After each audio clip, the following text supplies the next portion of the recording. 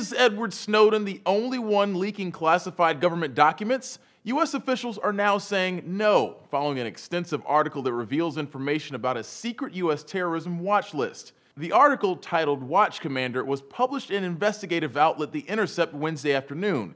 It includes information prepared by the National Counterterrorism Center about the Terrorist Identities Data Mart environment, or TIDE, which contains 1 million names of known or suspected terrorists. The leak sounded a lot like some of the other revelations Snowden brought to light, except for one thing. In that article, they cite documents from August 2013, which is after Snowden had already taken refuge in Russia. U.S. officials told CNN that fact leads them to believe there is a second leaker. So who's behind this newly released information? The identity of the leaker is unknown, but CNN points to the document's cover for clues. The header reads secret and no foreign, which means in part it shouldn't be shared with foreign governments. CNN adds that's a lower level classification than the top secret documents leaked by Snowden. But the information published in The Intercept gets into what one ACLU spokesperson called minority report territory, as it details the scope of government surveillance of terrorist suspects and associates.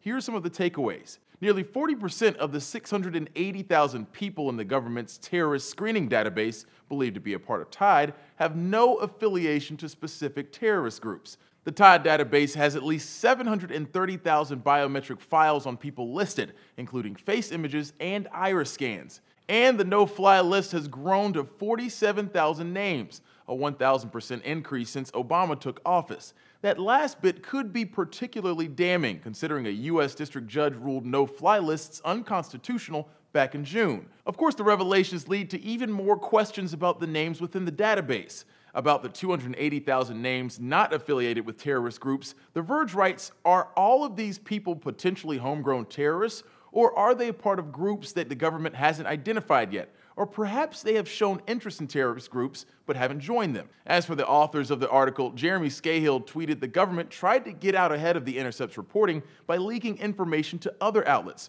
Ryan Devereaux plugged those articles from other outlets and retweeted criticism related to the new information. U.S. government officials didn't immediately respond to The Intercept's article, but the implications could be wide-ranging. The article also says the watch list was shared across the U.S. intelligence community and even the New York Police Department. For Newsy, I'm Christian Bryant.